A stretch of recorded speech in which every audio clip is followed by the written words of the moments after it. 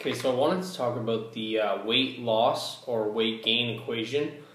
Basically, it's calories in versus calories out. So, first variable is calories in. Clearly, is the energy that you consume, the food, and then the calories out, which is the calories or the energy that you use up to do your daily activities, to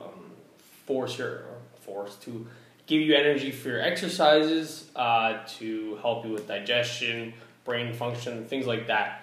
But what I want to give you is basically an idea of how you can manipulate these variables in order to either gain weight if you're trying to build muscle, or lose weight if you're trying to just, get trimmed for the summer or whatever it might be, right? If you're overweight, then this video is for you, clearly, because I'm going to focus more on the weight loss side, because weight gain is clearly obvious. Be active, continue to be active, but it's really more about consuming more calories than you expend or use up, and you have to know your body type to understand what your metabolic rate is. So assuming you've developed kind of an idea of where you stand in terms of calories for your maintenance, what you maintain your weight at, there's a few variables that you can affect. So looking first at the calories in portion. Yes, I have stuff right on my hand.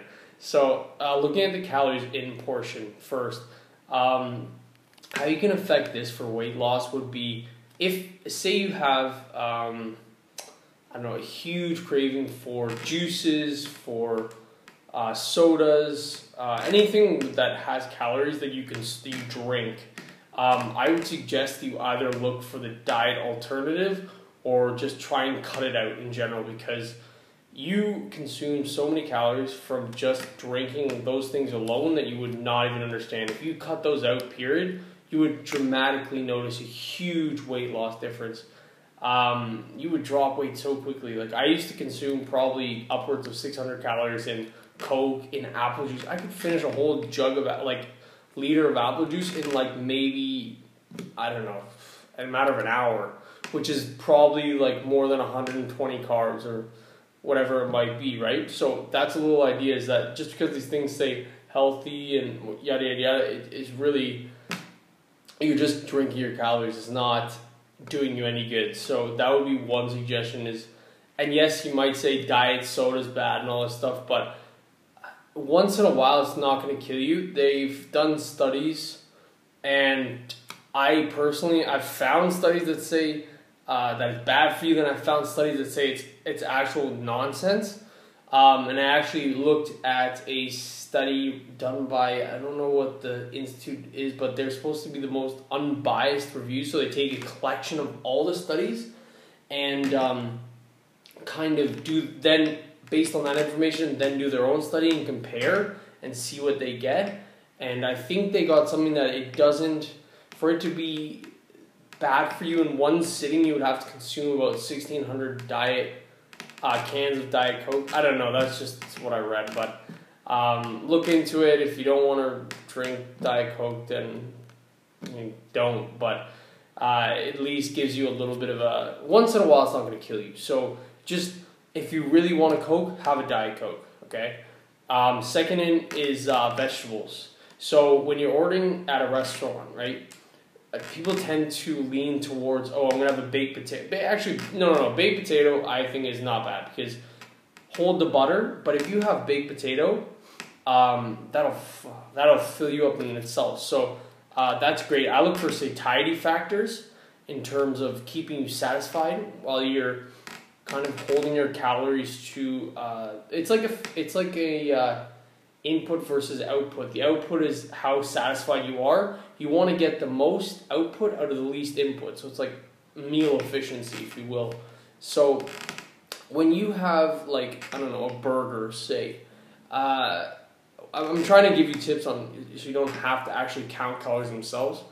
But this is just kind of to get you started, at least. If you want to count calories, and you can have those fries, it's just, I'll go into the next point which talks about that, but you can have the fries and it won't affect your weight loss as long as you're in that calorie deficit. But if you don't want to count calories, this is a really good method to do so. Say you have a burger and your side, you're considering maybe having some fries or I don't know what else, onion rings or something like that. Those are two very calorie dense and heavy meals. So I think you could almost have like a plate of fries in themselves, and that's a meal. But what I would suggest you do is focus on getting like a vegetable in. So say you go to like the Keg, which is like a steakhouse, you get a steak and then you can either get fries or what have you. I tend to go for the steamed vegetables, or I'll go for the salad, because the steamed vegetables and the salad are filling. They have fiber, they'll fill you up. And then you get the steak, which is the protein. But you have one heavy portion, and then your side portion is not also heavy. It's like something that is focused more along micronutrients, and has that satiety factor that'll tie everything together. But you don't have two very calorie dense things. That'll cut your calories quite a bit as well. Another thing that I would talk about for calories in, basically just to stay satisfied, is something called intermittent fasting. It's not magic. It doesn't allow you stuff about like insulin sensitivity. You wait, and then I think it's a load of crap, because like it said, it goes contrary to this whole calories in versus calories out thing, saying that if you eat like later in the day you can eat more calories or more carbs. I think that's stupid, but I don't know, maybe you can. I gotta look more into it. But how I use it is, I'll usually fast till about 12 o'clock, and you don't need breakfast. People say that long enough, if you go long enough without breakfast, you'll notice that you really don't necessarily need that initial breakfast to give you the energy that you need to get to work or whatever it is. Because most times in the morning, people are not, unless you go to work out, right? A lot of times people are not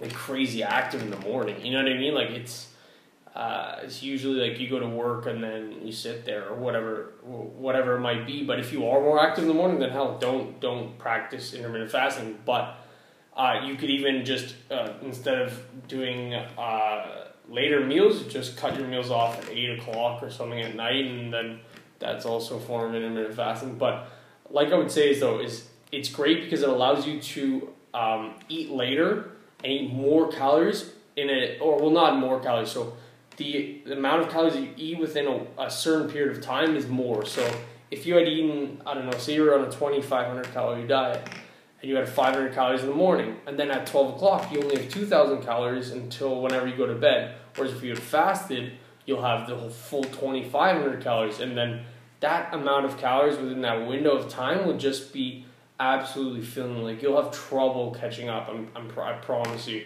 Like 2,500 calories, if you know how to really focus on lower calorie foods and stuff like that, like you just naturally gravitate towards those, and you're like, oh shit, I have 2,000 calories at 6 o'clock or 7 o'clock. You know what I mean? You're like, how am I gonna finish this? So that's what I mean. Like it'll help you on your diet, and it will help you to feel more full. By the time, like when you wake up the next morning, you won't want to eat. The food will carry over pretty much. So that's another thing. And also look for the more, not low fat, but look for the less caloric version of that thing. So say you get cream cheese. They always have this like half and half version, or like half version, whatever, like 50% less calories, 50% less fat. So that's a good thing to try and focus on. Replace the foods that are higher in calories with ones that are less. And then the calories out portion, which is the other variable to this equation. What I would tell you to do is maybe walk. Walk in the morning when you wake up. That's a really good thing. Listen to an audiobook and just go for like, I don't know, half an hour walk. That right there, you already increased your expenditure by 100, 150 calories, whatever it might be, however fast you walk, however your body weight, age, gender, those play a role. But we'll leave it in the range of about 100 to 200 and upwards of 250 calories. You just burn right there from that walk.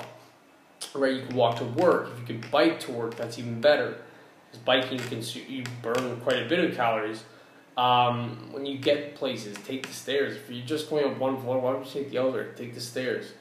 That's like 25 calories right there. It all adds up. It's like these little inches seem like nothing, but in the grand scheme of the day or the week, that adds up.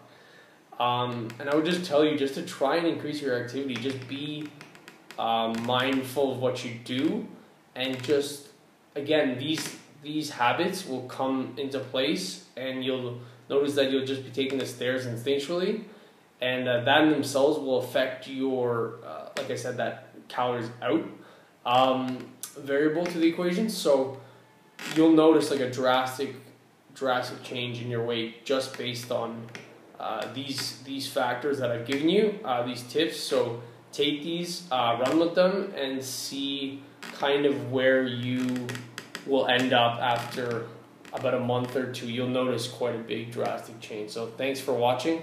I forgot to tell you about these things in the other videos, but I have a blog that I'm doing called Road to Strength. So if you could go to www.roadtostrength.wordpress.com, and I'm also on Instagram.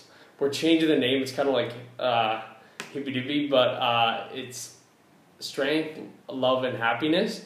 But I think I'm gonna change it back to what it was initially. Just I read something along the lines of being more attractive on Instagram. It's like something that people really gravitate to and really understand. So this whole Road to Strength thing, people are kind of like, I don't know what that means. Maybe that means like bodybuilding or something, but it's really not just about bodybuilding. It's about mental strength, mental clarity, physical strength as well. So trying to be basically your best full version, the full human being, being mindful, being compassionate, being, like I said, physically and aesthetically pleasing, strong.